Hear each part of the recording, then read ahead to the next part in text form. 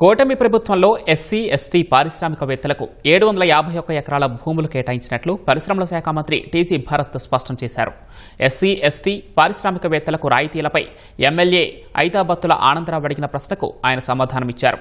SC, ST పారిశ్రామికవేత్తలు ఇచ్చిన DPR ప్రకారం 1274 కోట్ల రూపాయలు పెట్టుబడులు పెడుతున్నారని మంత్రి వివరించారు. 19-24లో ల్యాండ్ అలాట్మెంట్స్ మొత్తం 5 years కి ఎస్సీ ఎస్టీలకు ఇచ్చిండేది 1005 అలాట్మెంట్స్ జరిగింది అధ్యక్ష.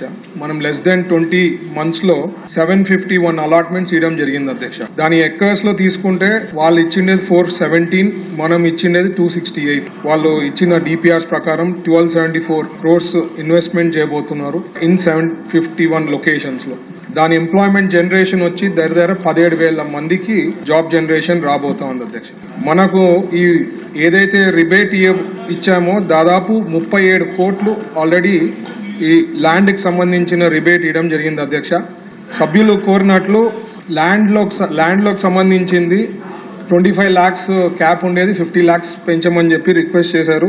అది పర్స్యూ చేస్తాం అధ్యక్ష. నేను వచ్చిన తర్వాత మన గవర్నమెంట్ వచ్చిన తర్వాత ఫస్ట్ ఫ్యూ ఫైల్స్లో సంతకం పెట్టిన దాంట్లో ఎక్స్టెన్షన్ ఆఫ్ టైం కూడా మనం ఇవ్వడం జరిగింది అధ్యక్ష, without penalty.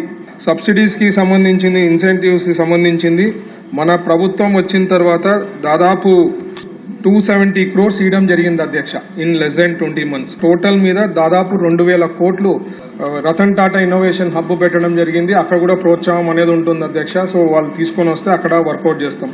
Central government schemes అన్ని యూటిలైజ్ చేసుకోవాలని చెప్పారు. దానికి తగ్గట్టుగా అందుకనే ఒక 100 crore కార్పస్ ఫండ్ క్రియేట్ చేయబోతున్నాం.